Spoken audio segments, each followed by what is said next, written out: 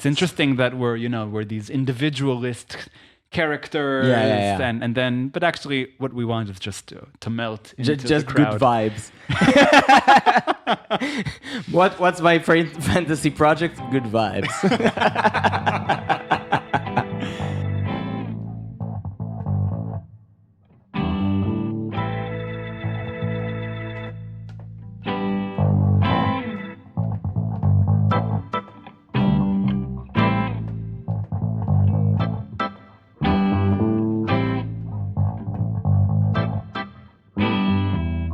Hello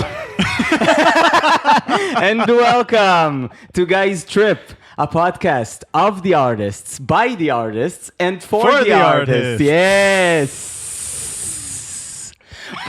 Brought to you by Shufu Studios. Today, I have with me a pianist, a composer, a computer scientist, an engineer, and a general douchebag. A general douchebag, and the crispiest person I know. In Hebrew, it sounds better. It's parich. Ido Akov. Hi, Guy. It's nice to be on your podcast. Yes, it's nice to have you. Are there any other titles or identities that I have forgotten when I have described you? No, I think they were over the top, as they should be on any podcast. Great. Okay, so we'll start by laying the rules of the format, and then we'll start with the bilateral interview. So basically, we are interviewing each other. Each of us gets to ask the other 5 questions, and there are no rules for what the questions could be, and generally they just lead to a general discussion that is mostly not about generals or the question asked. Some ground rules. You may reject any question that I ask you if it makes you uncomfortable and you don't want to answer it.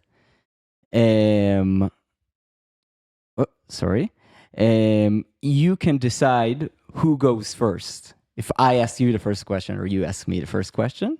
And this determines also who would ask the last question, because we're doing it. Yes. One question for each. For time's sakes, each question can lead to a discussion of up to 10 minutes. So I'll be keeping an eye on the clock. If I see that we're getting towards the 10 minutes mark, I'll say, okay, this is a very interesting discussion, but we have to move on. Can you make some very perverted sounding sound instead of Exactly. Yeah. Okay, good. I mean, in the pilot episode with Dakota, we had an idea of having a buzzer. Like in a, in a talk show. But if it can sound like a person writhing in agony, it would be better. This buzzer, Okay. So I'll scream in agony when we get to the 10 minutes mark. Okay. At the end of each question, we make a toast with the delicious whiskey that we have here. All right. But hopefully by the end of the podcast we'll both be drunk.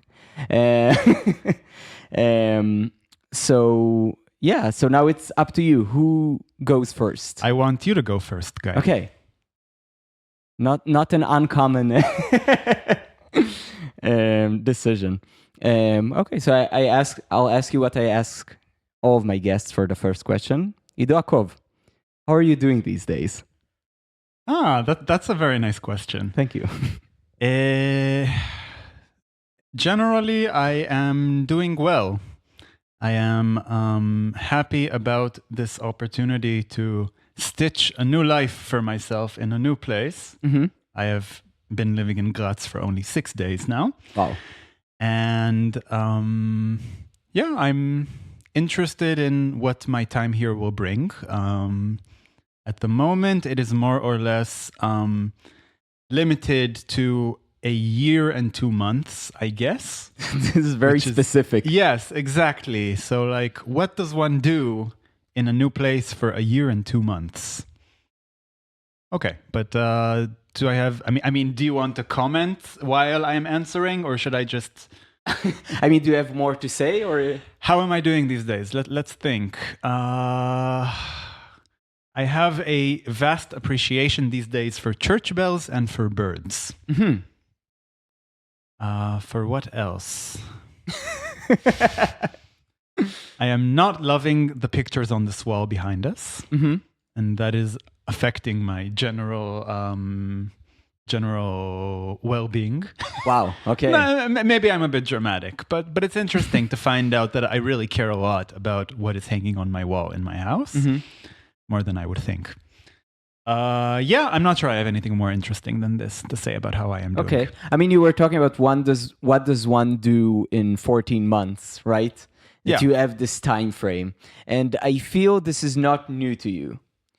Because I think you have the tendency of moving around for periods that are long enough to do something interesting, but not so long enough to establish a community or something like that.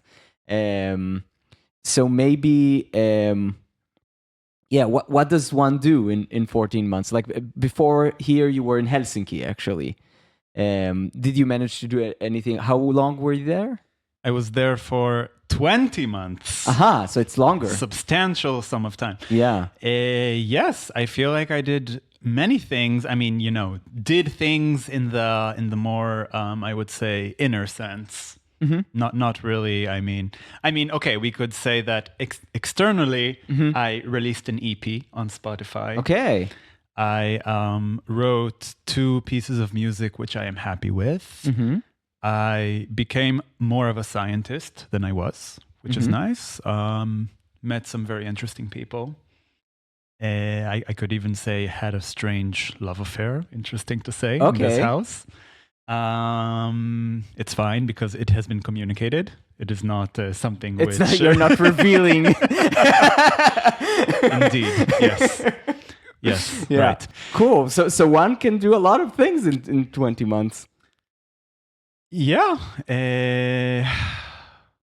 Sure, one can do... I mean... It's kind of nice to think about it as a pop-up. When you were saying this, I was suddenly thinking about myself as a pop-up person, which is nice because it's lots of P's. Yeah. But yeah, I mean, in general, I think that my conception nowadays of how I like to make artistic projects is I like them to be limited in time to something between a month and 2 months. Somehow that's the kind of framework that works for me. And within that framework, I feel that I can do a lot of things. Cool. I think later on we're going to actually get to the actual projects you're currently working on, which from the conversations we had in the past few days, like I think they're very exciting, and I think you're also very excited about them, because I feel you had a period of time. I don't remember exactly when this was, that you didn't feel so excited about making things, and I feel like now you're more engaged in I don't know, in like active creativity, for lack of a better phrasing. That's interesting that you say that. I mean, to me, I think that it is as important not to be excited sometimes as it is to be excited. I think it's part of your, I don't know what I would call it, some kind of a rhythm of creating over a longer span of time. Yeah, I mean, maybe in a sense I am suspicious of the people who are constantly excited by the things they are doing. I see. But I also just tend to hate on human beings, so it's... All right. Yeah, so it sounds like always you're... How are you doing these days, Ido? Ambivalent. Fair enough. All right. So what should we drink to? Our first toast. To ambivalence. To ambivalence.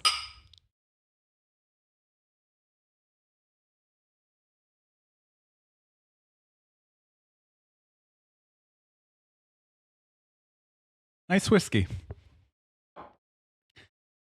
Okay, so I guess it's my turn to ask you a question. I wrote 5 questions, and now I realize that I much prefer to just wing it, play it by ear. So Wing it till you bring it. Nice. Okay. So my first question for you, Guy, is I think that the two of us are lovers of wordplay. Of what? Of wordplay. Oh, yeah, for we sure. love to play with words. Yeah. And I think that I'm interested in what wordplay is to you.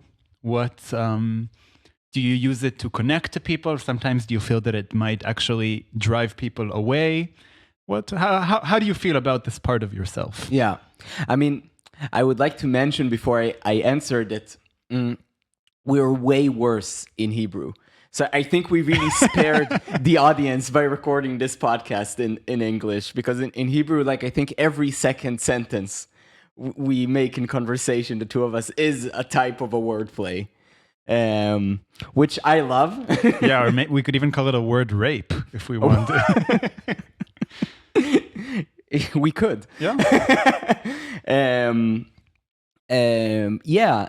So I attach this to like the concept of deconstruction of the language, right? Because this is basically what we do when we make puns and play with words. We break it down. Well, there are two aspects to it. Like, first of all, it's like the breaking it down to, let's say, like smaller pieces, right? Like the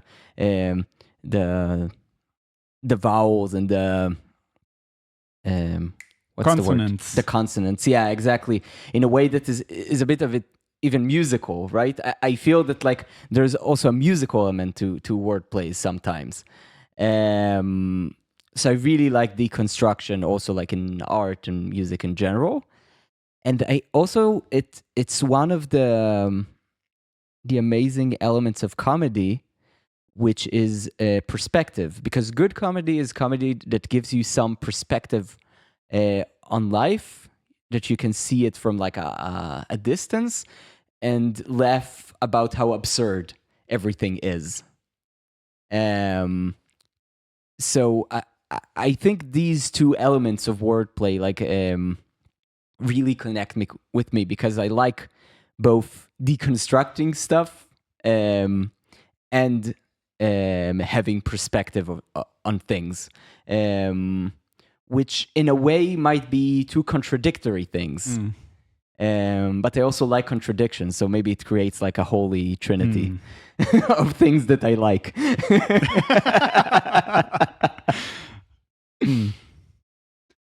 Cool. Okay. While you were saying this, I was thinking that it seems to me that you also love to construct things as much as you love to deconstruct them.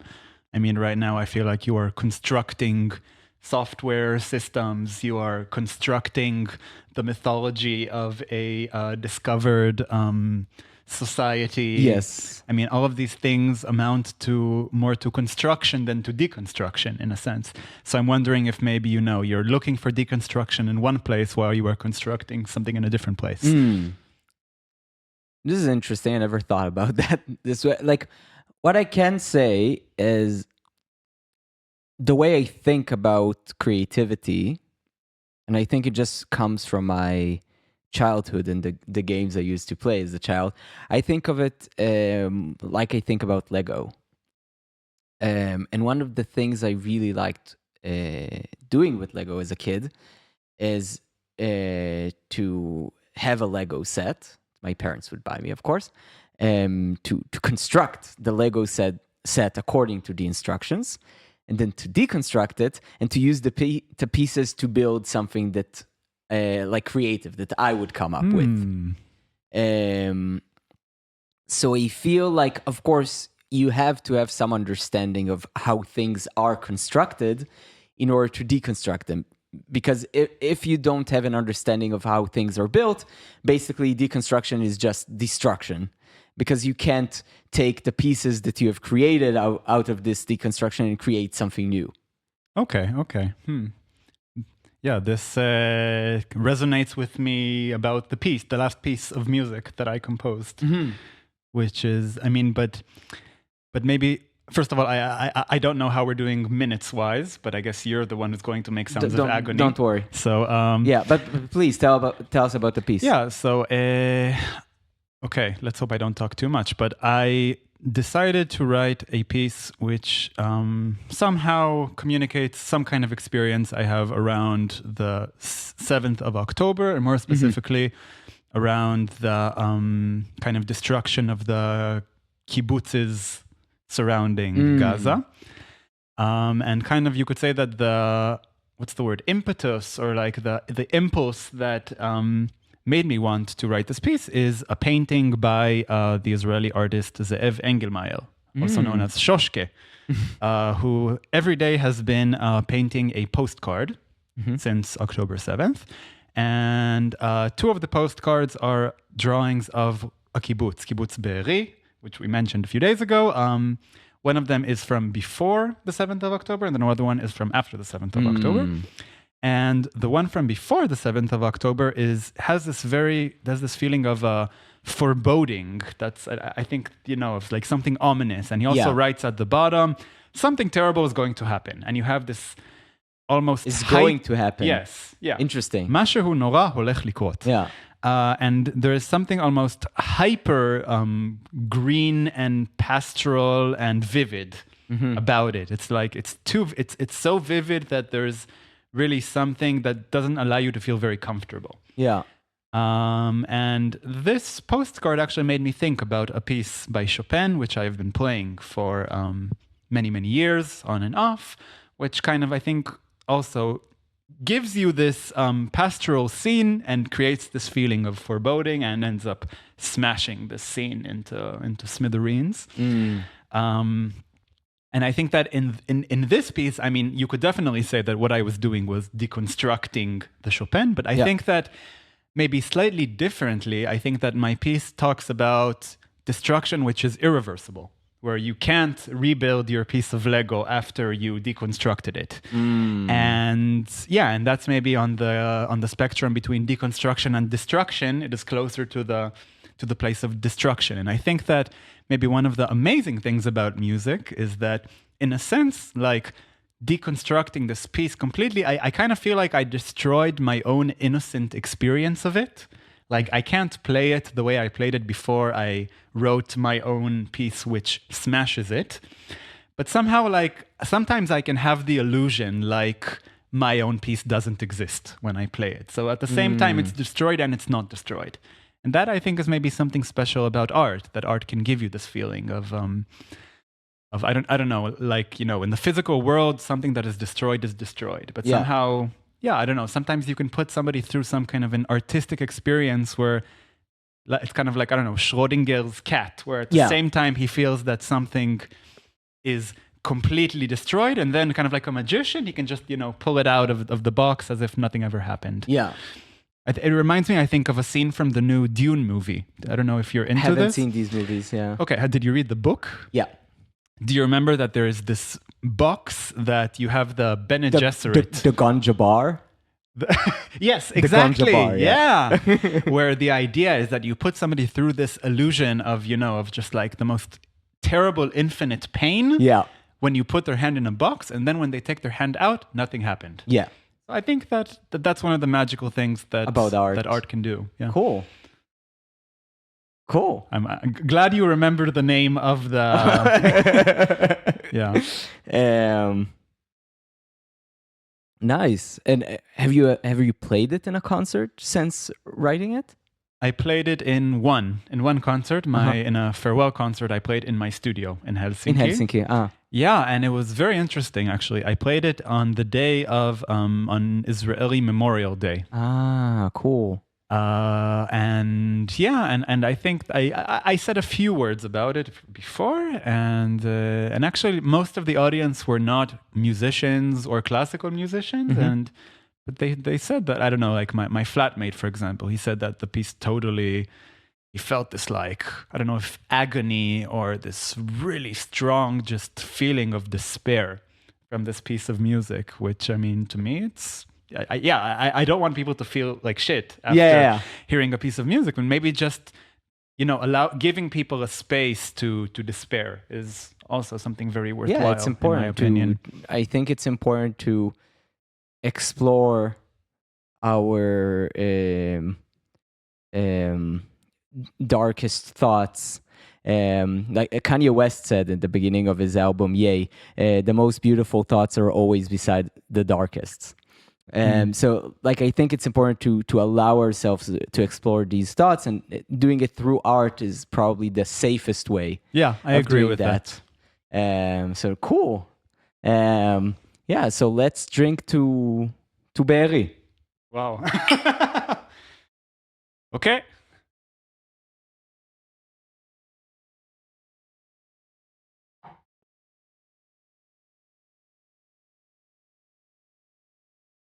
All right.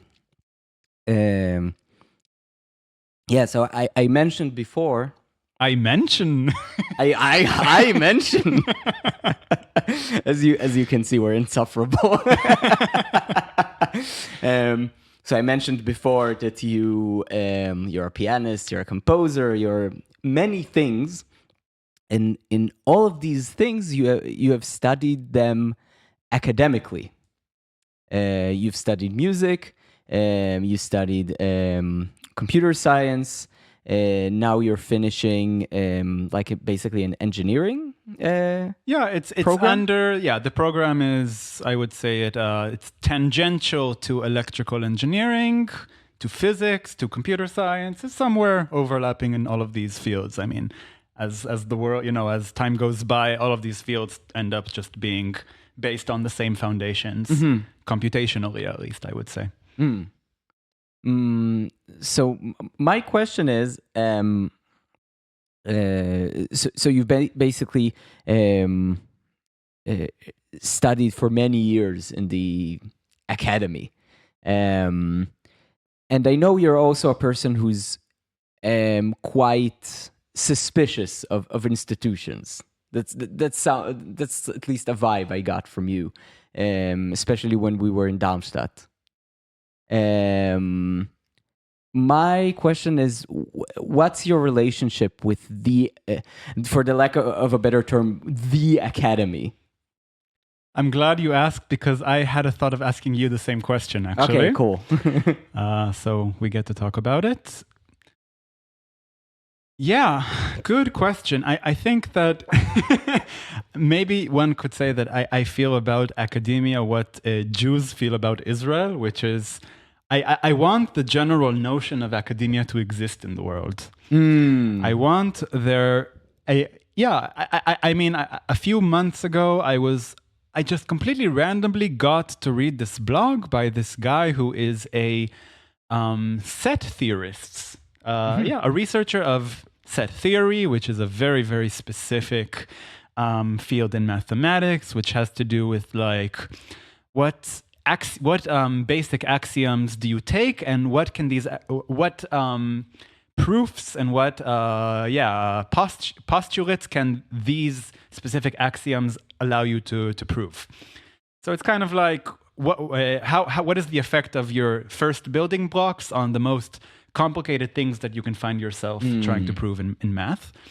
And he writes something around like, yeah, for many years I told myself that being a set theorist is not an important thing in the world. But now I feel like, even though it is such a minute detail, such a small detail in the world, I feel that it actually has a lot of significance. And I want these people to exist. I want there to be people that genuinely feel that, that this little grain of salt can say everything about the world if we look at it in the right angle, in the right moment, etc. I mean, there's also a short story by Borges called The Aleph, about a spot in the world which is basically the center of the universe. So I feel like if there is a center of the universe, it's some very, very obscure field in academia, in a sense. Yeah, I mean, I get this, but do you feel academia in its current state is the right infrastructure for this vision you have for humanity, which I think is great. I think it's important. Like, I think curiosity is one of the most important things we have, and that we usually lose at a very, very early stage of our lives. I know many people our age that are not curious anymore. They just lost this ability. So I do think that curiosity is extremely important, but is academia the right infrastructure for human curiosity? That's a good question. I wish I could look at academia over hundreds of years. I wish I could look at it, from the bird's eyes point of view. Yeah. I think that there is always a tension between people, scientists or researchers, they need money in order to research things. And to get money, they need to get funded. There's some kind of a michraz. How do you say this? There's always some kind of a call in which you have to explain why your idea is so important. And I think that, and in this sense, there's always going to be some kind of tension between doing what is trendy nowadays. And I think this is, we were talking about this the past few days from the more political, critical theory point of view. And I think that some people, they tell themselves, I'll get the money to research this trendy thing, and then I'll somehow end up also researching the things that I find interesting on the side. And usually that doesn't actually happen. Yeah. Usually, I think it's very easy to lose sight of your own goals when you're just trying to, to live, to compromise. What can I say more about my thoughts about academia?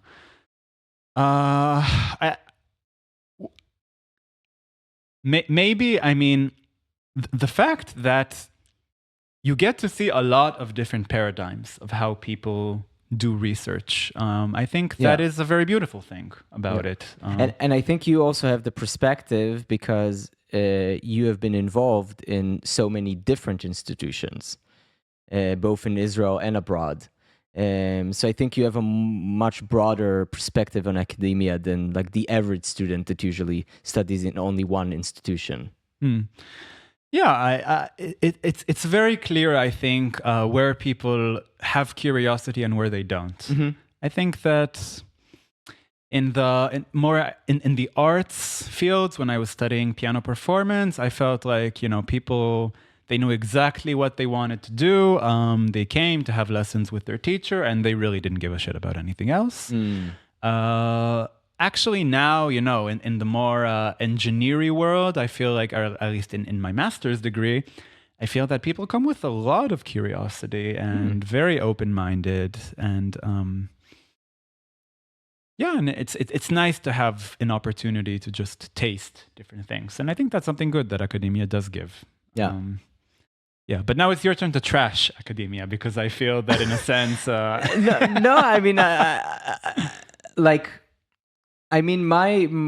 my biggest problem is just like all the modern institution. It's just like extremely corrupt. Like I've never encountered an academic institute that didn't have corruption, but like corruption in the levels that are like unbearable to me. And the interesting thing is that a lot of this corruption has been normalized. And for example, the donors, especially for arts institutions, right? You have the donors, and then it's like, and then suddenly it's fine to do whatever the donors say, even if it's like morally repulsive, right? As long as they give money to the institution.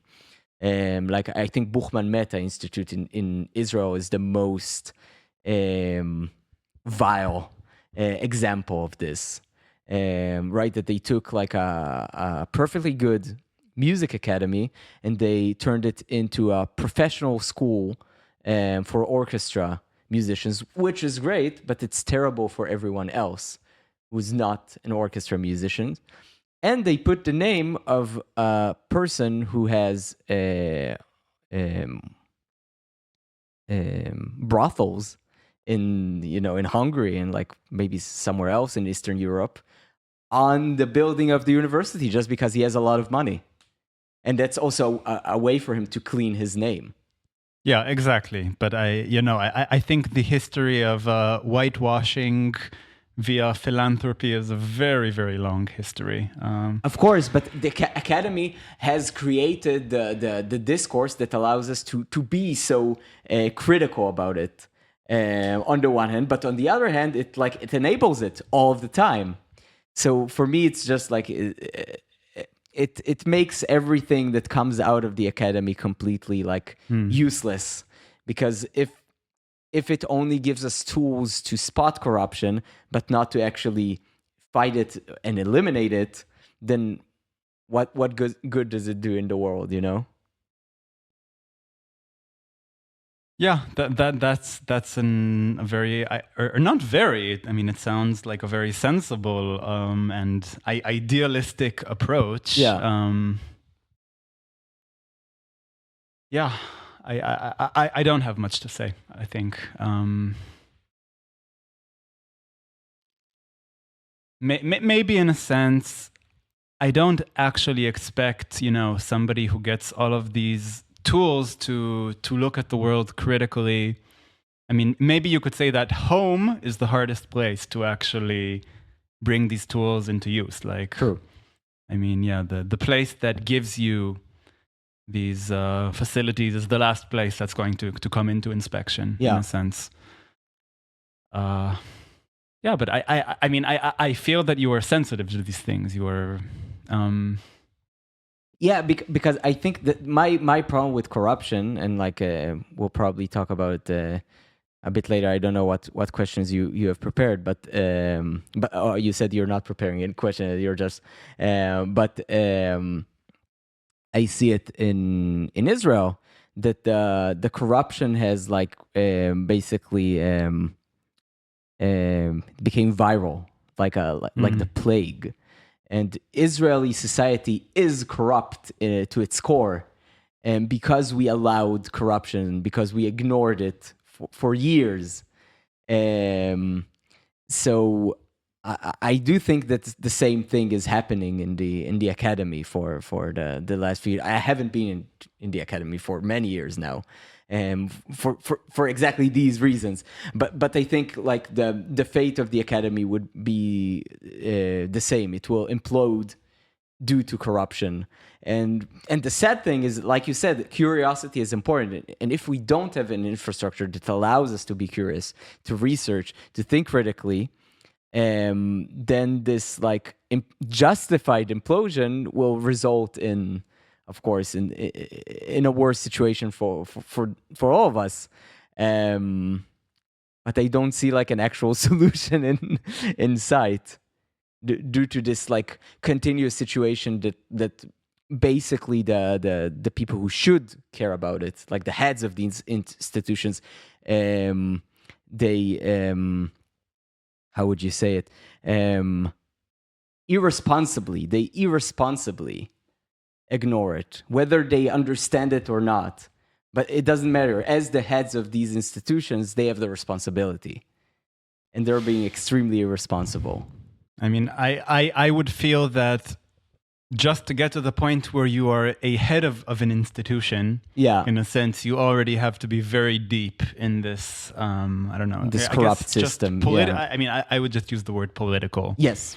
I mean, I don't know, maybe it's a bit more objective. Yeah. But yeah, maybe we come back to this. Yeah. I feel like, yeah, maybe I'm less of an idealist than you are. Maybe. Do we? Yeah. What should we drink for? For ideals. or for curiosity? For curiosity. Okay, all right.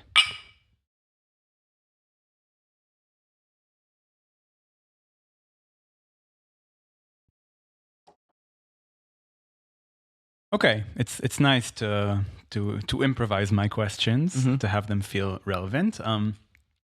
So I see you, Guy, as one of the most curious people that I know. And sometimes, or maybe this is a question that just interests me in my own life, but I wonder, I mean, how the people who are very, very close to you, and in this sense, actually, maybe I think of your family, who, from what I know and from what I feel that you have a lot of love and affection for your close family.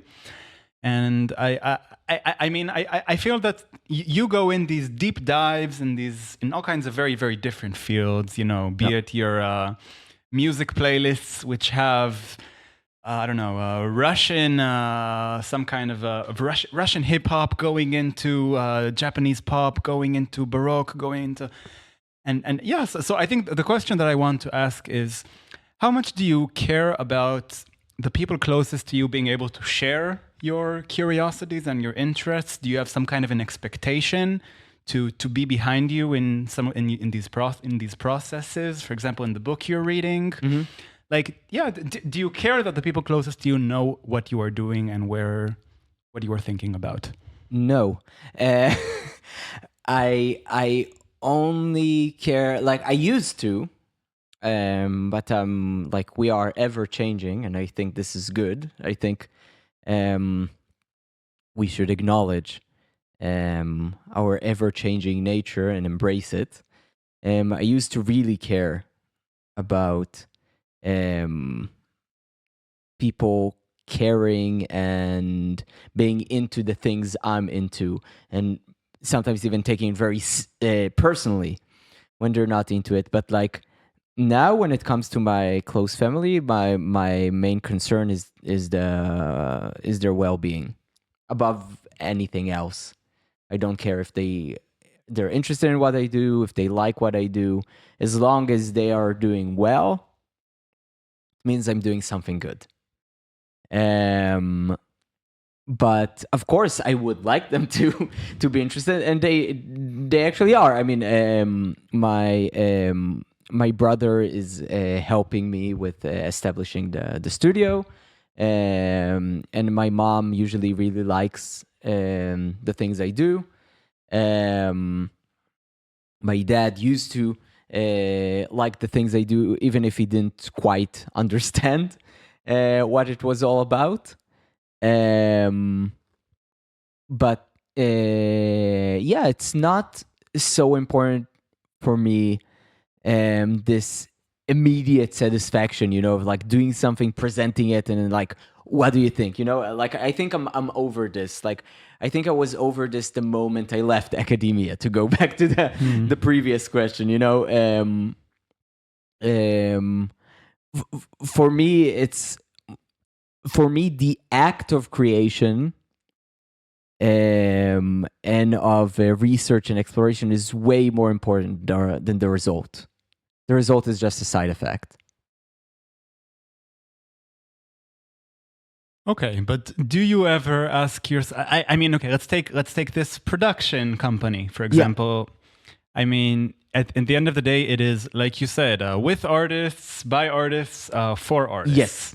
So I think that you do care about how your process of exploration is going to be metuvach. What's the word?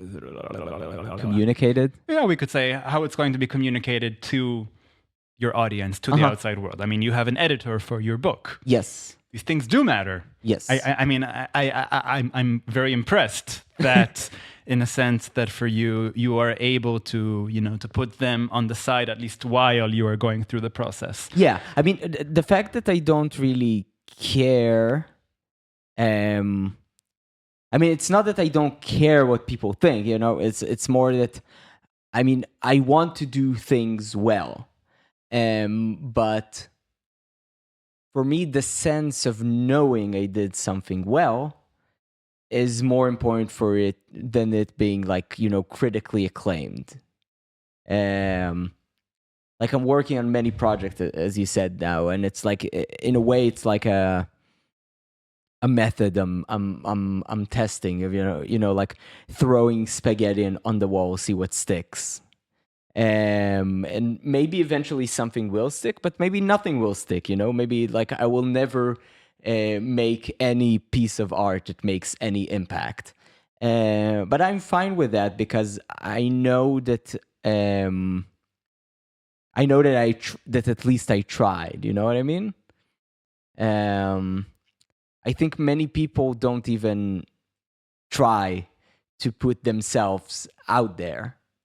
And I do think it's important for people to be creative, especially in fields that they're not, that it's not their forte, like I'm not I've been writing for many years, but I'm not a professional writer. Yet. Yeah, maybe I will become a professional, but I produced some music, but I'm not a music producer. I've directed some videos, but I'm not a professional director. But I do think it's important to explore these things because you discover so much, not only about art, but just about the world, about like how people think and work. And as a person who usually has great difficulty understanding how people work, this is extremely helpful. Can you explain? I don't know. People are strange, as Jim Morrison said. I was also hearing the soundtrack. Yeah. People are strange. I don't know. Like, I find it really hard to understand how people operate sometimes. Not trying to sound condescending, right? Like no, because some people might read it as like, oh, he thinks he's like above everyone, like, but like no, I'm truly curious about like how people, because a lot of people make choices that I would never make. For example, I don't like getting married. Like a lot of people do that, and that's like this is like completely alien to me. So I really try to understand what's up with that, And I do think that by doing art, especially like art that is collaborative, like film, like writing, that always involves, right, like an editor. I also have an illustrator. Maybe eventually a publisher. Like you're always working with other people in order to make your thing publicly accessible. And through these interactions, like this sounds so strange, but yeah, I learn a lot about people and how they operate and how they think, and yeah. Okay, maybe. Yeah, what should we drink to? Operating systems. To operating systems.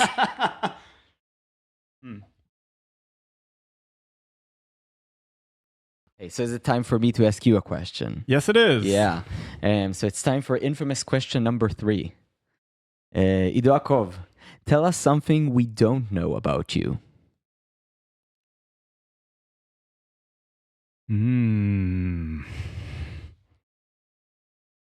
I feel like this should be something that I don't know about me. Maybe. Depends how we define we, right? Yeah. I think that maybe as time goes by, I find myself more identifying from the gender point of view with women than with men. Okay. I don't know if that's a result. I mean, of course, I don't know. Maybe there are people who are non-binary who are listening to this podcast. But anyway, I mean, most of my life I have been surrounded by women and by men, and and I find myself sensitive sometimes to all kinds of. I mean, for example, I worked in a lab for the past few months as a research assistant, And I think that it was somehow because I wasn't very, very close with many of the people who were there. And of course, there was a majority of men, as there is in STEM. Yeah.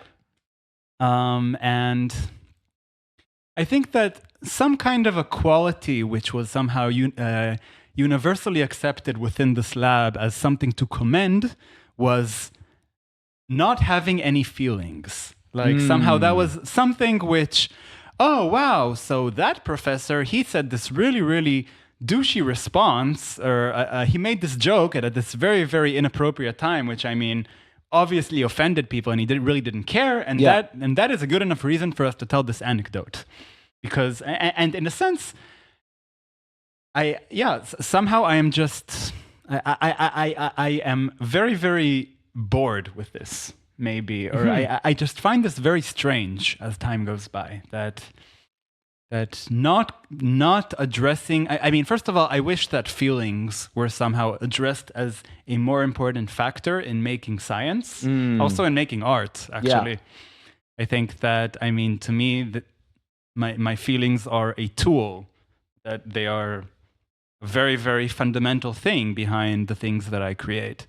And I think that, somehow it's kind of like, we commend the people who are least connected to their feelings, in a sense.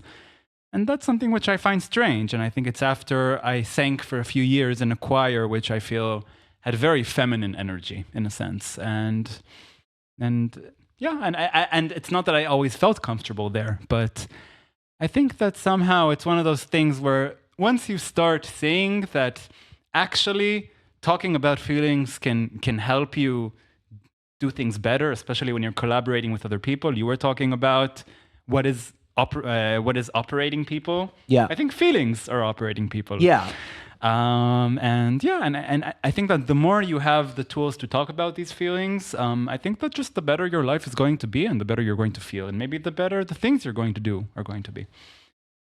Yeah. So sometimes I just feel this very big disconnection to men that around me that I might not necessarily be friends with. Why do you think it is that feelings have become associated with like femininity? I'm not sure if it was like always the case, like historically. I have no idea. Like I never researched the topic, but like intuitively, it sounds like this can't be like, the historical status quo.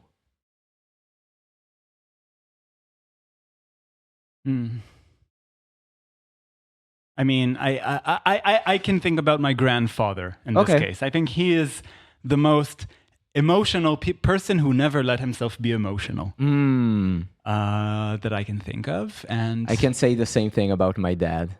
Yeah.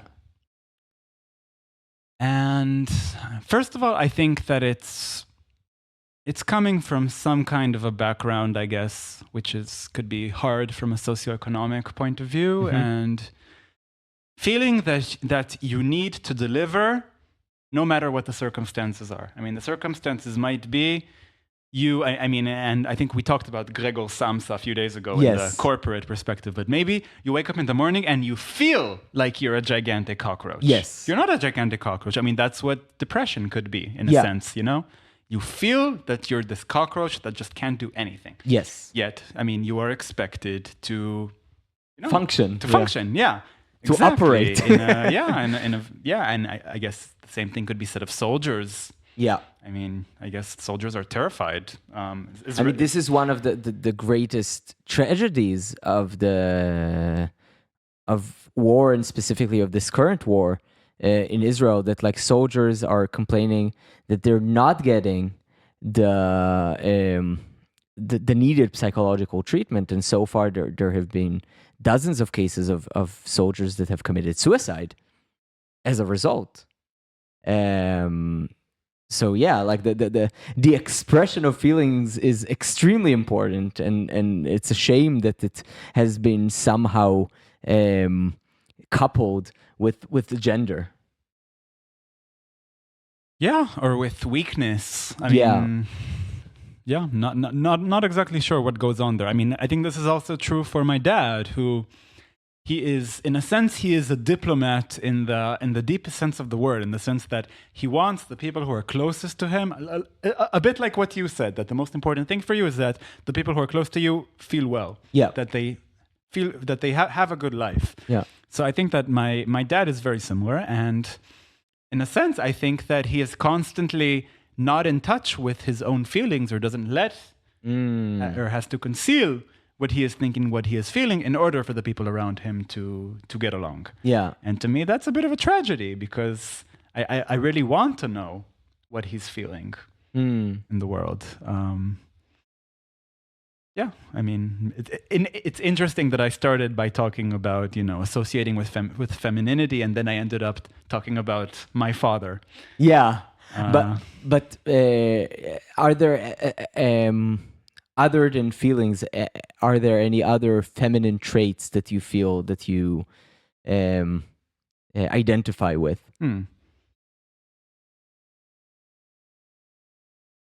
Maybe also it's a deep aversion from violence, in a sense. I think that there's a lot of violence in my dreams. That, I in a sense, I'm terrified of violence. I think the last time I actually had a fight was with somebody, was in the 3rd grade or something. And yeah, what else? Not sure I can think of anything else on the fly. Okay. Cool. So what should we drink to emotions? To fathers weeping. To weeping fathers.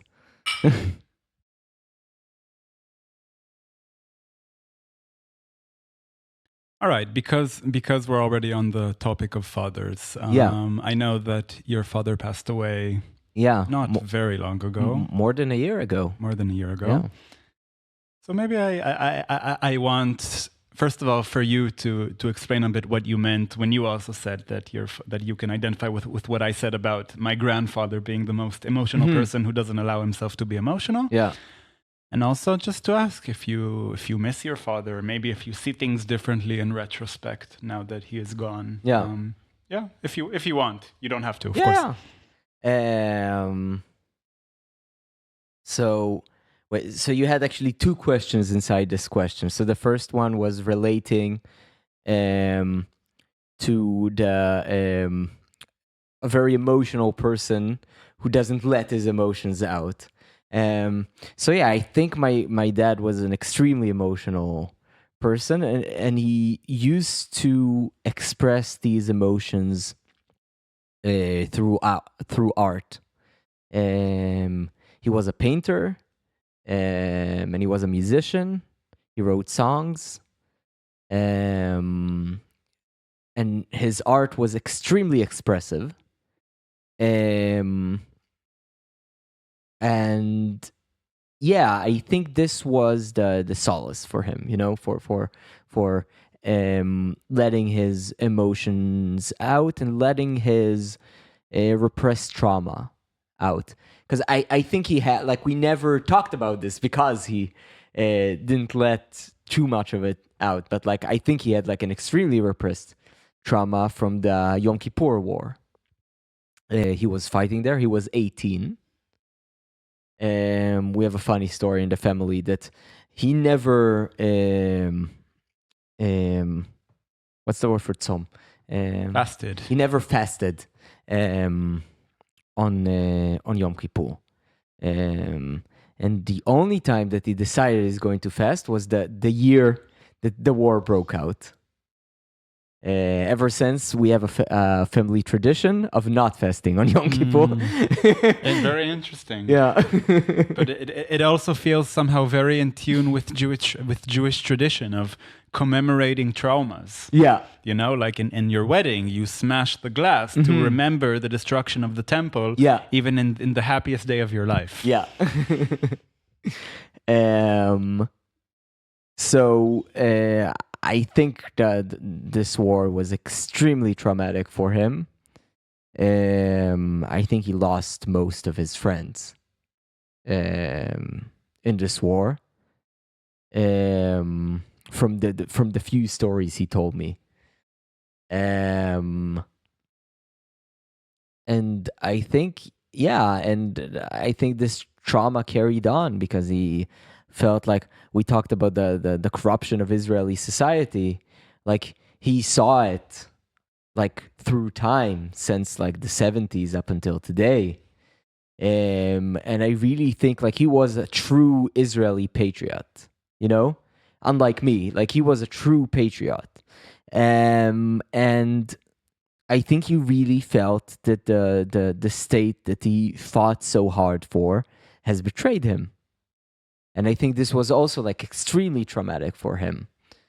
And in his last years, he was very ill.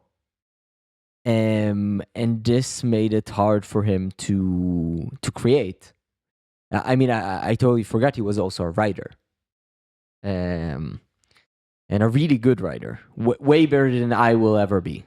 At least in Hebrew. Maybe I'll be a good English writer. But yeah, and he had like really poor eyesight towards the end of his life, so he couldn't write anymore. He couldn't paint. He couldn't make music. So this was really sad. To see this person who's not used to expressing emotions, not having this ability to do so through the medium of art, and he never trained himself to become more emotional. And can one train themselves to become more emotional? I think so. I think it's hard the older you get, but I think so. I think I used to be much colder and much like more closed, restrained. Maybe. Yeah, that's the word. And today I think I let my feelings out way more than I used to.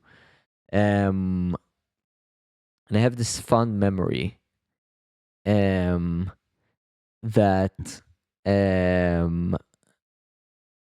was, I think, a couple of months before he passed away, that he said, I want us to play a song. And it was a song, I don't even know when he wrote this song. But it was basically like a farewell song from the world.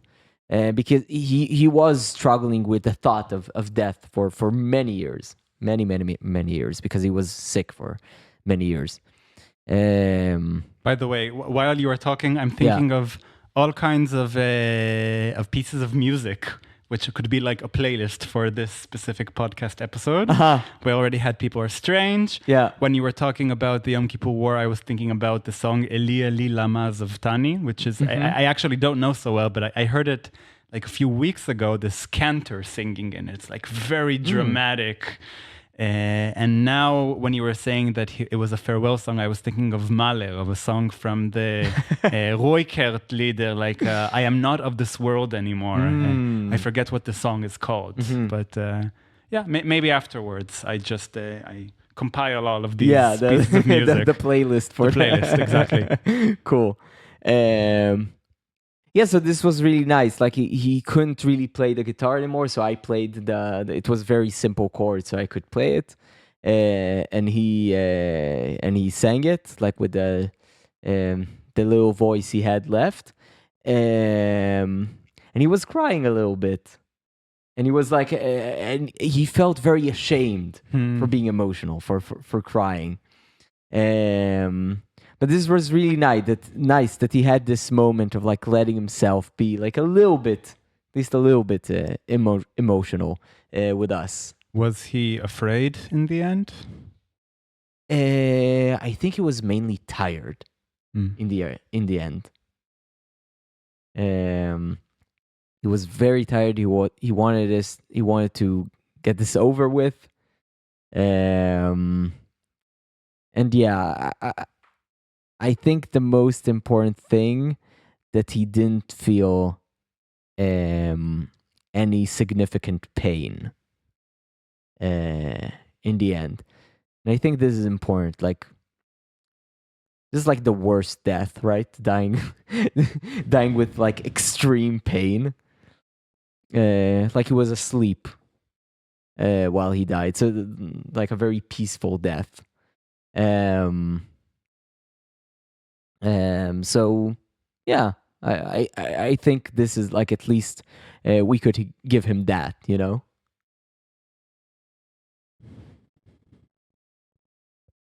Yeah. What should we drink to? To sons being there for their fathers. So now I ask you.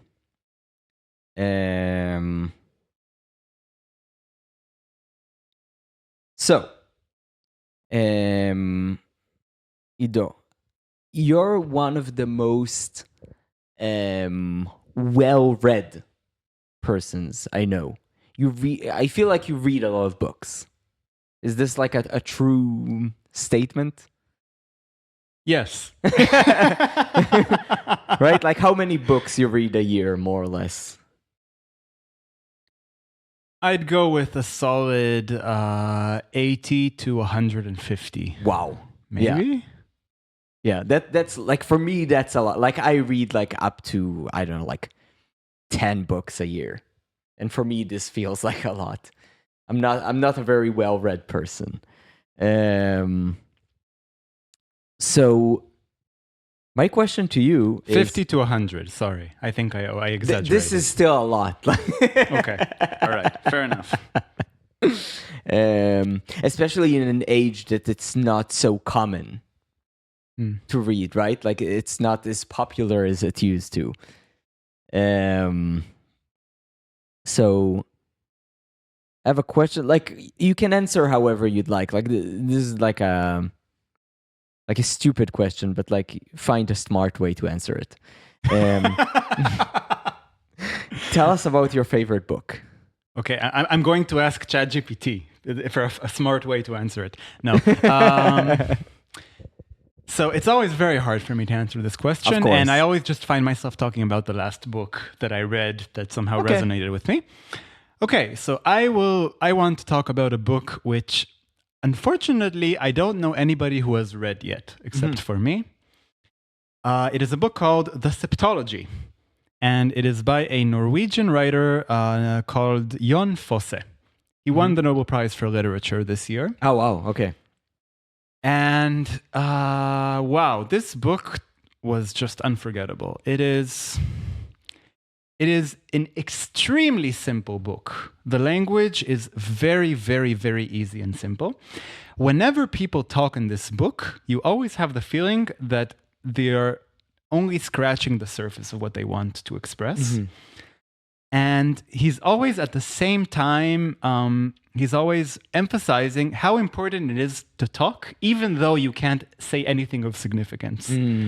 So, I mean, one of the main characters in this book are basically the only... I'll start from the beginning. Yeah. So this book is 7 short novellas, which each start and finish the same way.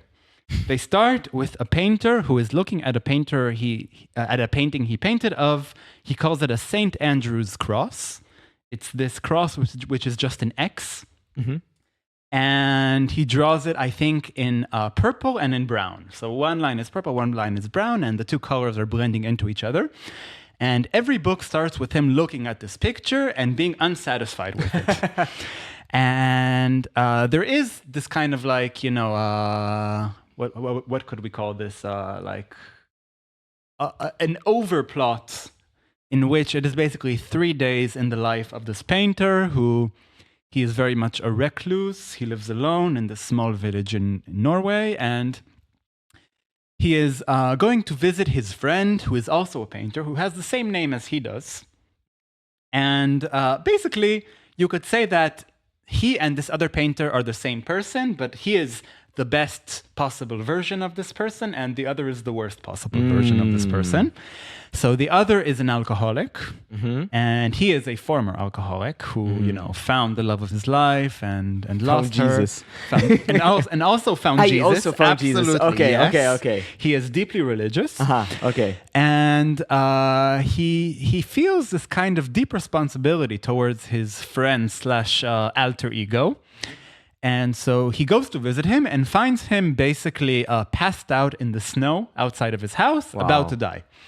And he hospitalizes him. And so basically, this whole series of books is just 3 days in his life in which he is going about his daily errands, kind of visiting some figures in his present life, thinking about all of the things that happened up until now.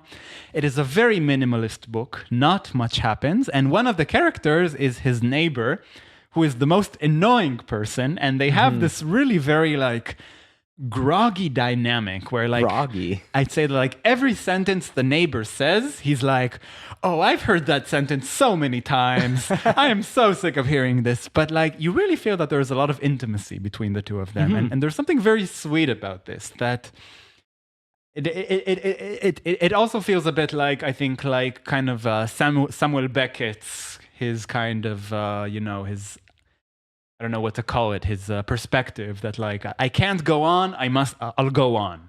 This kind of thing. What we have is constantly not enough, but we have to work with it. We have nothing else to work with. And this book, it's just so, such a wonderful place to live in while it's going on. This place where you don't have to be smart all the time. I mean, everything you're going to say is not going to be smart, but still you're going to have decent human interactions, and you're going to become attached to people, and you're going to love people, even though they aren't going to say the most brilliant thing all the time.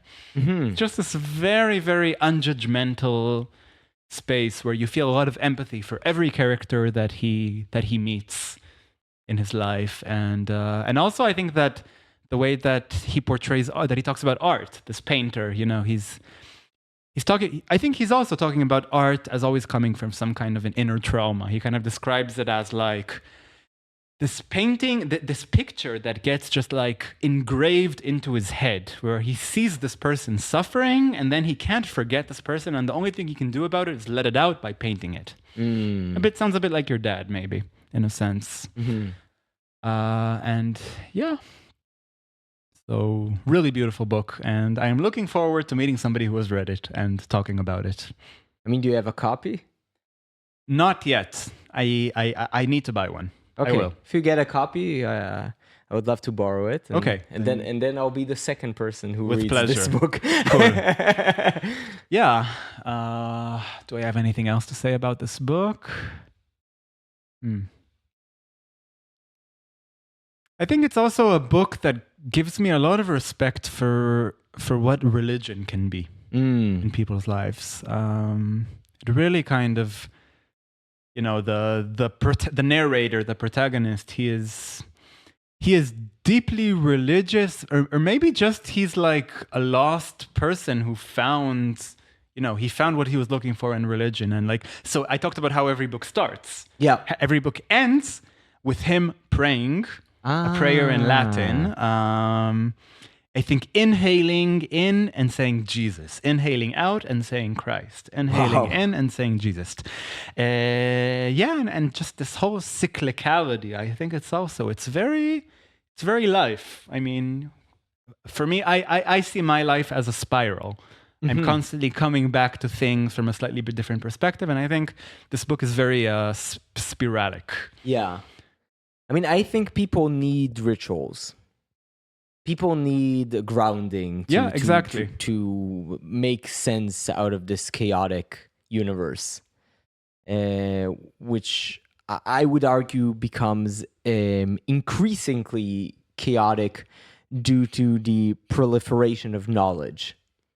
Definitely. And I do understand, I do appreciate as well the rituals that come with religion, and I wish a secular society would find an acceptable way to replace these rituals with anything that is not consumerism. Yeah, well said. With anything that's meaningless, but from the creative personal point of view, maybe something like that. It's meaningless because I decide that it's meaningless, and not because anybody else decides for me that it's meaningful. Something like that. I don't know. A bit like the deconstruction of wordplay. I mean, yeah, that deconstructing can be a deeply personal act, even though it's meaningless in the sense that it's not functional. Yeah. So we can drink to finding meaning in the meaningless. Finding Nemo. Finding Nemo. Great movie, by the way. Yeah. Maybe, yeah. A question which could be interesting to ask is,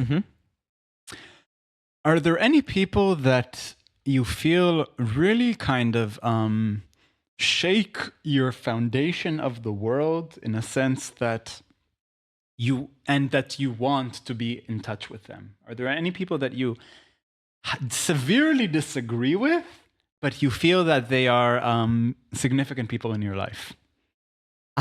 So it has to be people that I know personally or not necessarily? Okay, that's a good question. I would go with personally. Okay.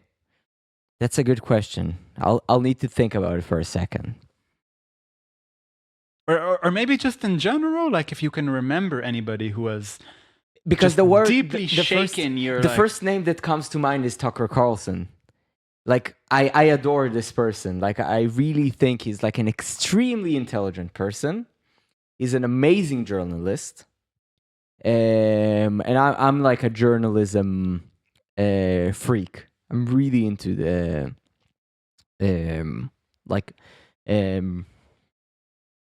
what do you call it? Like the news? What's the news? What's a? I am into the olds. The olds. And he usually really shakes my fundamental understanding of things because like he sees things from a completely different perspective, right? From like this conservative American conservative perspective, which is completely foreign to me. But he's also an extremely intelligent person. And I learn a lot from listening to the different conversations he's having with all kinds of people. And it was actually really interesting to see throughout the war because, like, for example, he's an anti-war conservative, which is quite rare in the States, actually. Most conservatives have been in the same positions since the Bush era, right? That like they would say that they're anti-war, but they would fund the most destructive wars on Earth, like on Earth's history. But he's an actual like anti-war proponent. And it was like extremely interesting to see his interview with Vladimir Putin, for example, because like no one interviewed him in the West since the start of the war. I don't know why. Maybe he refused all other interviewers, right? He refused all other interviewers because they wouldn't let him speak, and Tucker Carlson just let him spout out his anti-Semitic and extremely distorted versions of history that he talked in the interview. But it's interesting because it gives you insights into the ways people operate. We talked about it before. Like a really good thing he does as an interviewer, he knows how to listen. Like most interviewers these days, they don't know how to listen, right? It's all about virtue signaling. You bring the interviewee, and the moment he says something that is like opposed to your network's agenda, you have to challenge them. You have to make their life hell just to show that you're on the good side and they're on the bad side. And what I liked about the Putin interview is that basically you just let him speak. Like, let's see what he says. And when you listen to Putin, you see like he's an extremely insane person. And I think this is the best way to understand what we're dealing with, you know? If you feel that you're part of like the West, you know, if you're part of this like Western civilization, like it's really important to understand what your enemy has to say. And I think this was super know effective. thy enemy. Yeah, and I think this was extremely effective.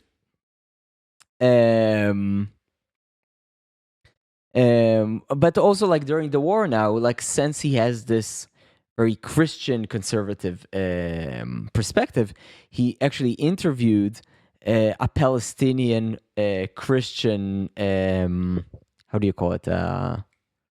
What's the Christian version of a rabbi? A priest, yeah. Chaplain. Yeah, a priest. Like a Palestinian priest.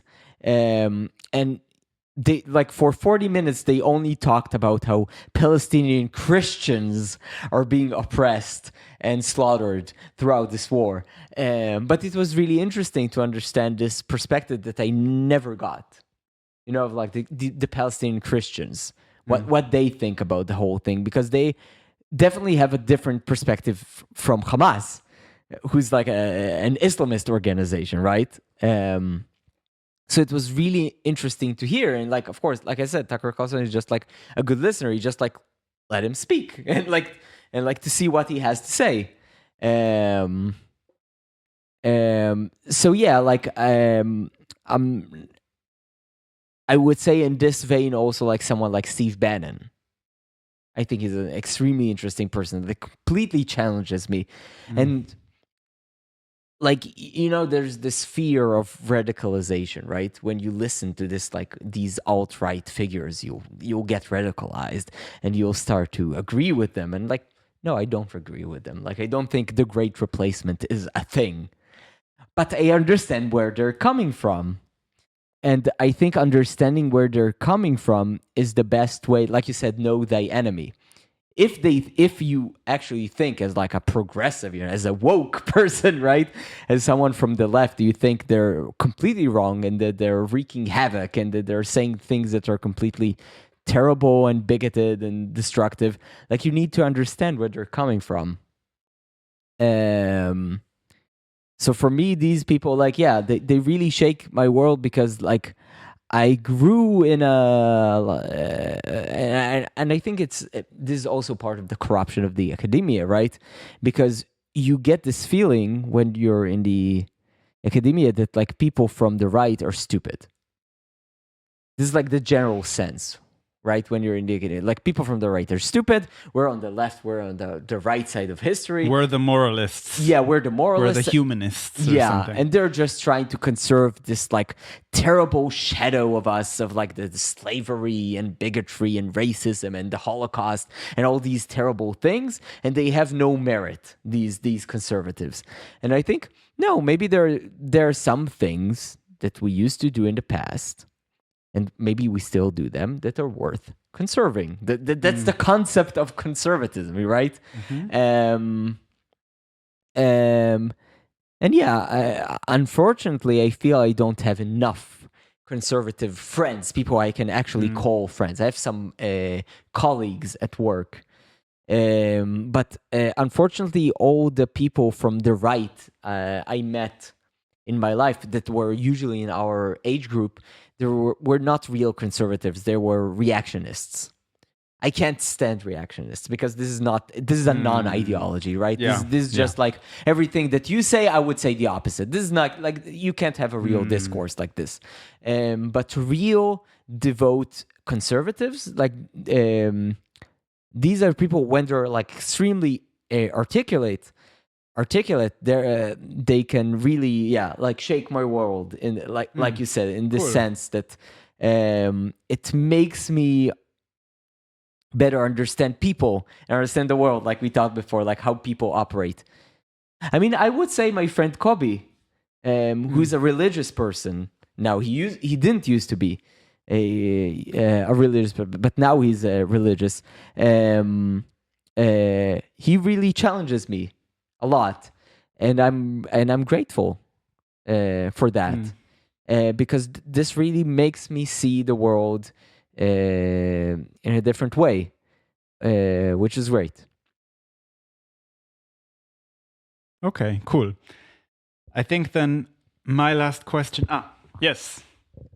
To friends. To friends, not the show. To Kobe. To Kobe. So this is my last question. We're already at question 5. Okay, I have 2 different questions that I'm like contemplating which one to ask. Maybe you can give me the direct direction. So one question exists in the world of the imaginary, and the other exists in the real world. No idea what those 2 things mean, but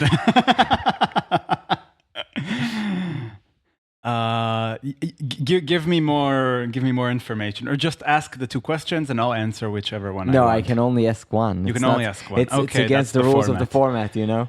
Okay, I can't break my own rules. No, but I'll just decide. I'll just choose one. All right. Yeah, I mean, I'll ask one of the regular questions and not one of the more, because I always prefer, like, I have a list of like more standard questions that I ask everyone, and sometimes I replace them with like more personal questions. But like, yeah, I think this is like a really cool. I'm actually interested in this. So, assuming you have no time, budgetary, or like any kind of limitations you could think of, what's your fantasy project? Okay. So I actually answered this question not so long ago. Okay. So now I am thinking of if to say the same thing or to challenge myself to think of something different. And I go with option B. So give me a second to think. So 3 years ago, by somewhat coincidence, I ended up, you could say, founding an improvisers orchestra in an institute for the blind in Jerusalem. And none of these people were musicians. No, that's actually not true. I think that one of them was actually an extremely talented musician. But we ended up creating this kind of weird, wonderful group of just wild people, and we performed this kind of improvised concert in the Israel Festival, which is a pretty big, well-known festival of the arts. Yeah. And actually, I think that, I mean, this was a great experience for me. I was just so thankful that people were participating and giving of themselves. And actually, I think that for me, the sign that like I did something good in the world was when I met one of them a few months later, and he told me that he always carries a kazoo around in his pocket. Because I had basically, I brought kazoos for one of our meetings, and like I did this activity where I asked each person to say their name and everybody to repeat it through a kazoo. And it's just a good way of breaking the ice and, you know, deconstructing. Yeah. And yeah, and he told me like, yeah, I always carry around a kazoo, and I just use it to have some fun or to make something a joke when I feel that I need to.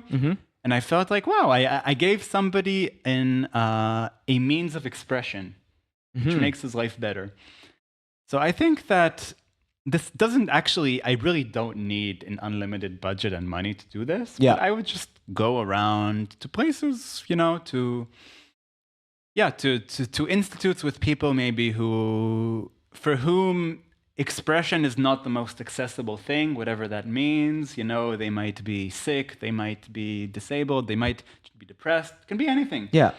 And just, you know, and improvise with them and just let them לעוף על עצמם. Yeah.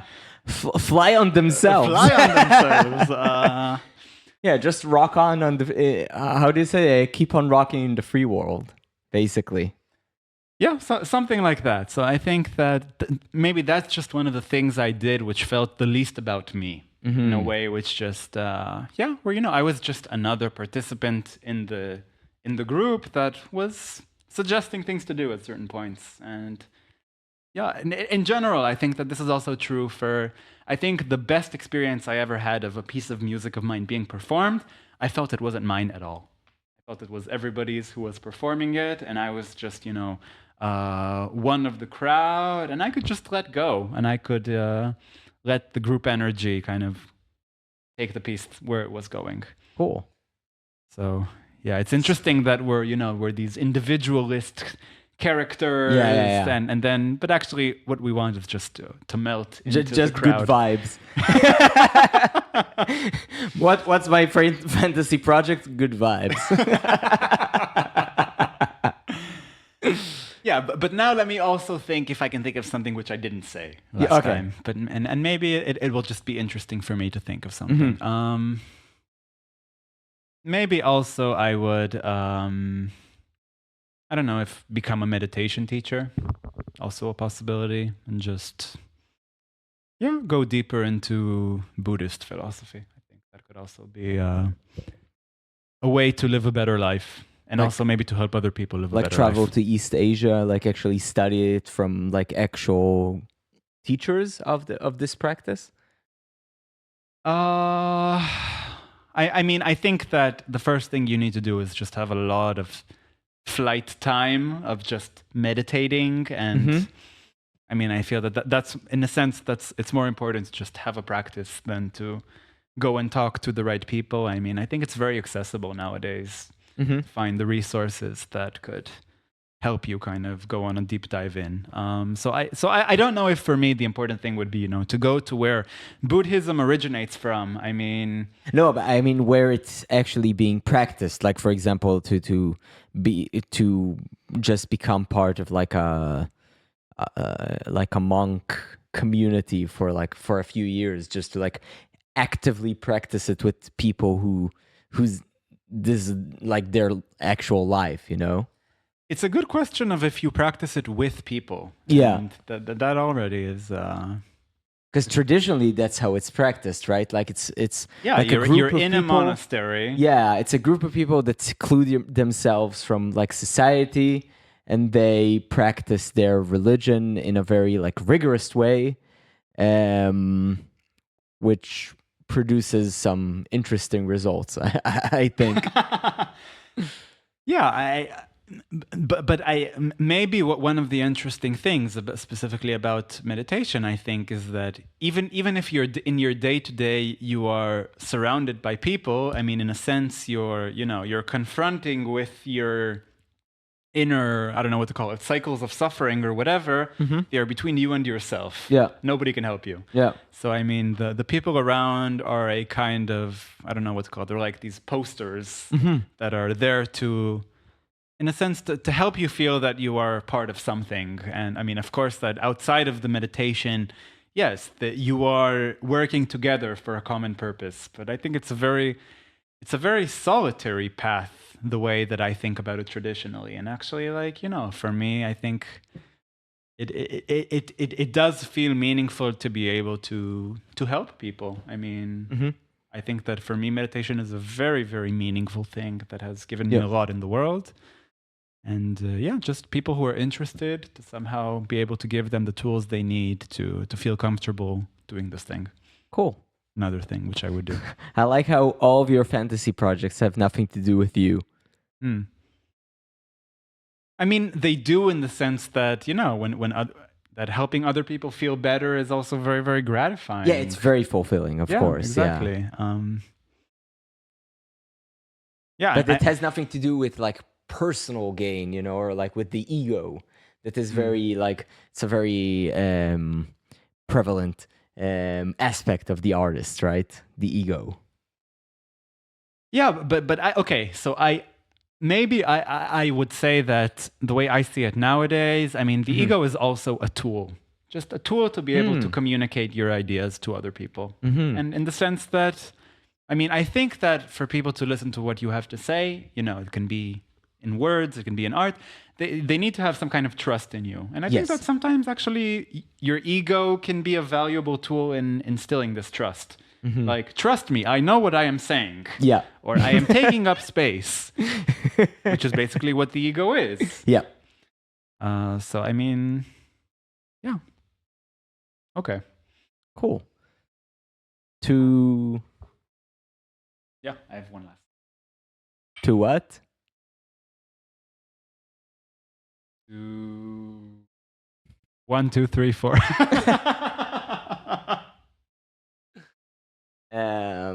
I love you too. I love you too.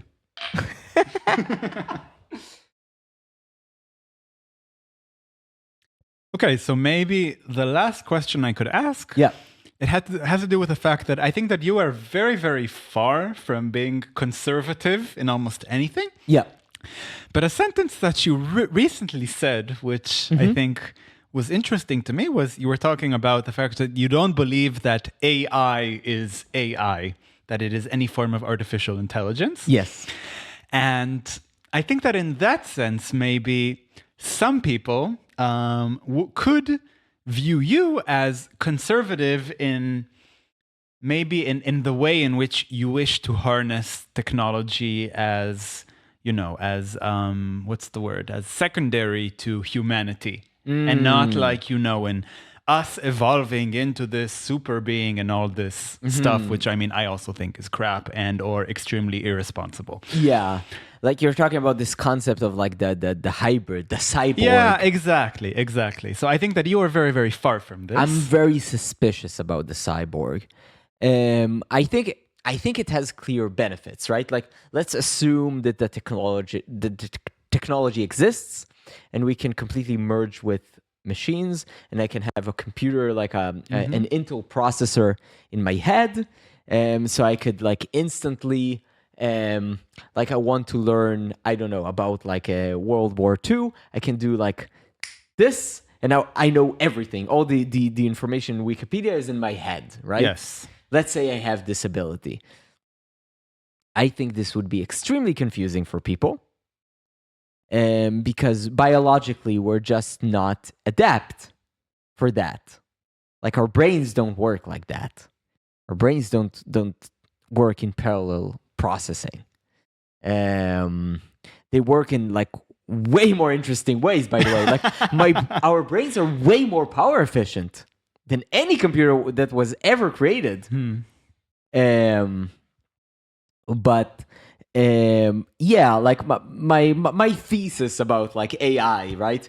So I really want to write this article. One day I'll write it. The title, I already have the title of the article. It's called Ay, ay, ay. Ay, ay, ay. Oy, oy, oy. Oy, oy, oy. Exactly. To quote Yinon Magal. You know this thing that Yinon Magal does? Every time like the left is complaining about something, he goes like, oy, oy, oy. Which is amazing. I think Yinon Magal has a lot of potential. He might be, he has the potential to become the Israeli Tucker Carlson. Yeah, for sure. I hope that he will become less devote to Bibi. And more devote to conservatism. Yeah, it also just seems like he really loves to provocate. Yes, he's looking for a lot of he's looking to, what's the word for PR, basically. Yes, unfortunately, because I think he's an extremely intelligent and talented individual and charismatic.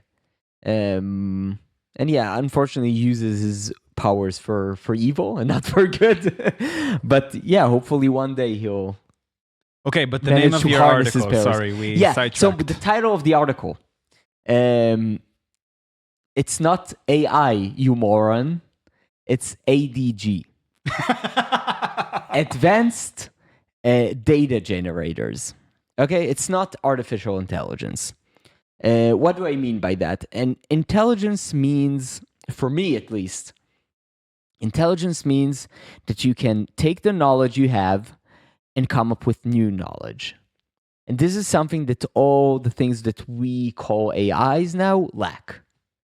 I feel like there are outliers to the sentence you just said. Okay.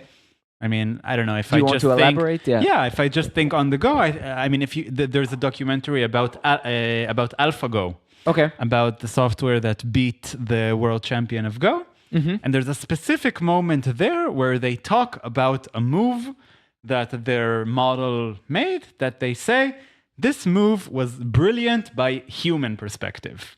Okay. So I would say that in a sense there can be there can be brilliance by a human.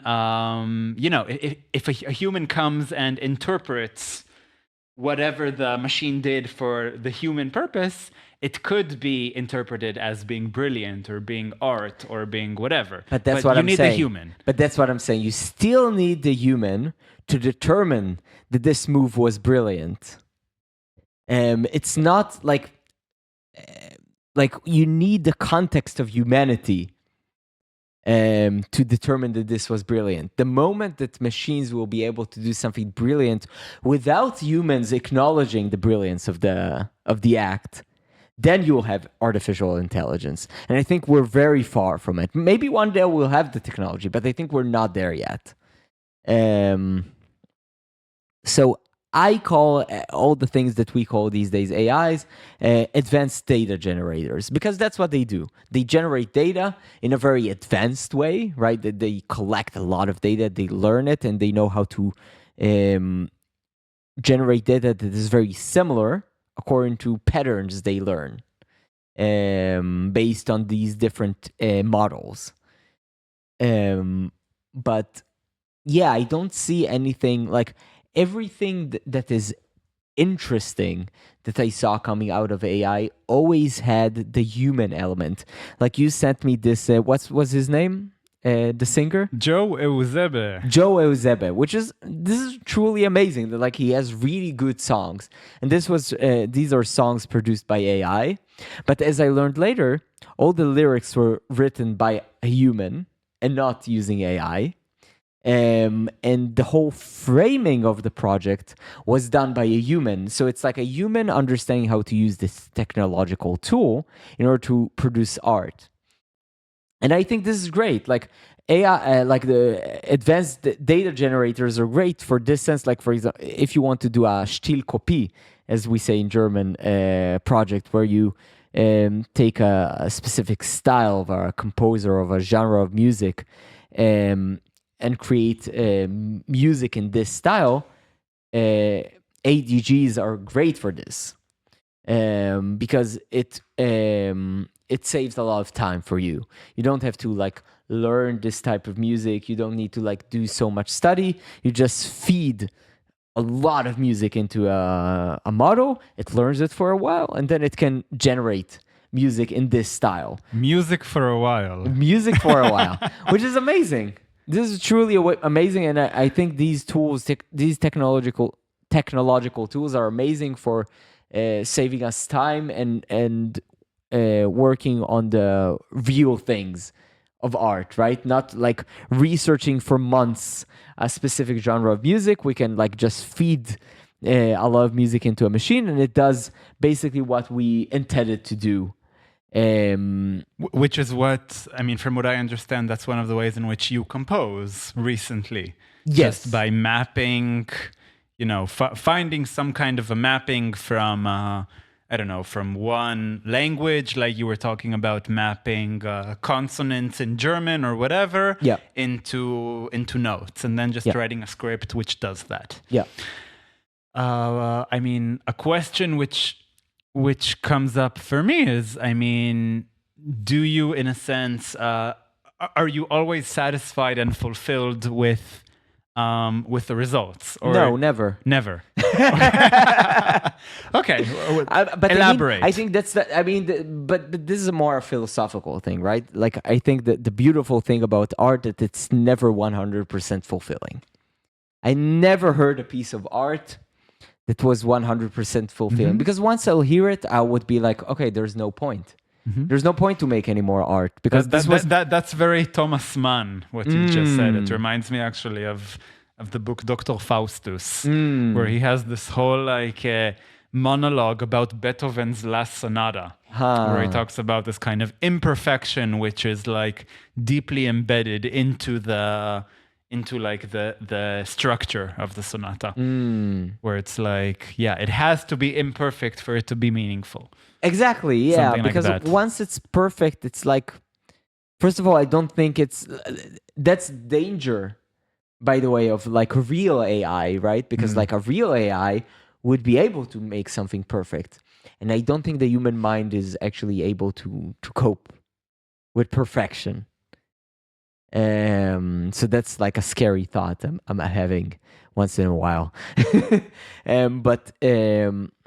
But yeah, I think that's the beautiful thing about art, that it's not perfect.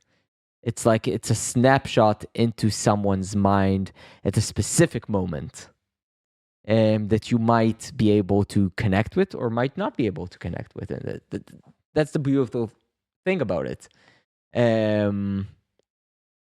So yeah, like I think ADGs are amazing tools. Like this is amazing technology used very irresponsibly, especially by startup companies and by the entire tech industry, basically, which is 90% startup companies, I guess. But yeah, this is like an amazing technology and we should learn how to utilize it. And I would recommend everyone from all fields to learn how to utilize these tools, because these tools are amazing. They're time savers. They recalibrate your thinking in an interesting way. What do you mean? I think once, let's compare to GPS apps, right? We used to, I remember my dad, he was, I don't know how to translate it into English. He used to estimate the value of goods in one's apartment for the insurance companies. That's what he used to do. That sounds like a pretty accurate formulation. But there's probably a name for it, you know? Borer or something like that? Or in Hebrew, it's ma'arich tchula. Yeah. Okay. But like, right. Yeah. But yeah. And he used to drive around throughout the entire state of Israel. And used to have an atlas in his car. And eventually the GPS app came, and he didn't need an atlas. He could just like push some buttons and like away we go. And it completely recalibrates the way you think about driving, about going places. Like it changes you. Like your interaction with technology changes you. It doesn't matter which technology. And I think that ADGs do change us in an interesting way, that a lot of manual labor that we used to do is negated. Right? Even like simple things, right? You want like a list of US presidents in as a list of Python strings. You can just go to ChatGPT and ask them to do this, and you'll get this. And this is amazing because it saves you so much time on like a stupid manual task. And I think this like saving time is like amazing. The same thing with like with WhatsApp, right? Communicating with people used to be so difficult. And now it's so simple. You can communicate with anyone you want instantly from the other side of the globe. And this makes you think differently about like the way you communicate with people. About friendship. Yeah, also about friendship. Firstly, like for better or for worse, right? But they think the same thing about like ADGs. They make you think differently about labor. And it allows you to make labor less Laborious. Laborious. Yeah, it's true. It makes labor less laborious in a way. So I think it has incredible potential. I think it's used in an extremely stupid way these days. And it's being marketed as like this end-all to be-all tool, which is not. But yeah. Whatever you just said, I heard it in Japanese. Endo tobio. End-all to be-all. Anadobo tubiobo. Too much Japanese pop. Yeah. Too much anime. But what did you actually say? I missed it. End-all to be-all. End all to be all. Okay. Yeah. Yeah, but like, yeah, what's my point? I have no point.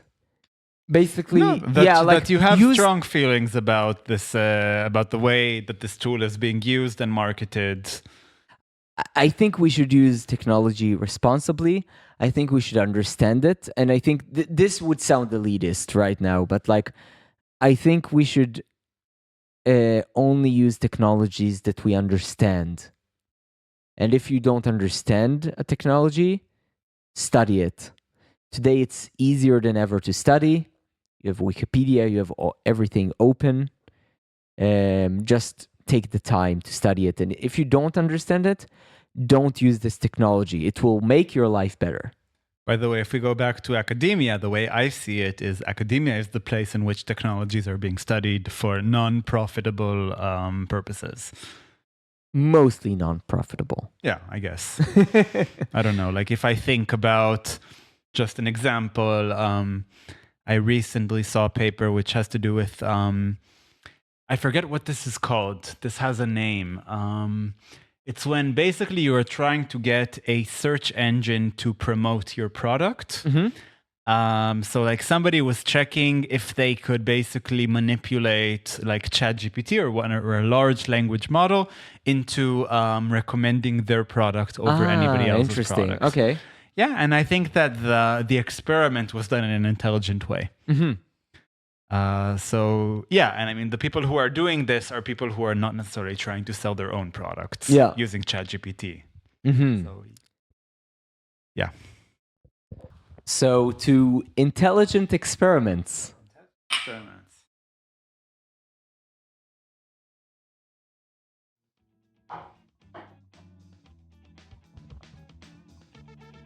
Ido Akov. It has been a pleasure having you on the podcast. Yeah. Fuck you. Fuck you.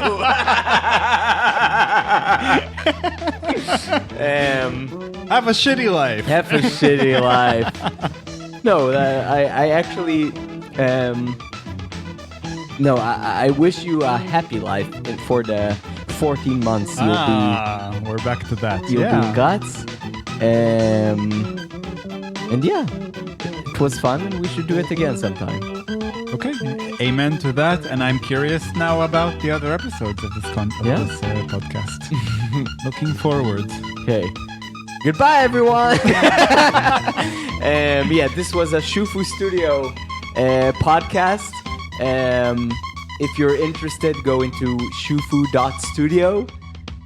Not so hard to remember. Exactly, and check out all of the other stuff there. They're like really cool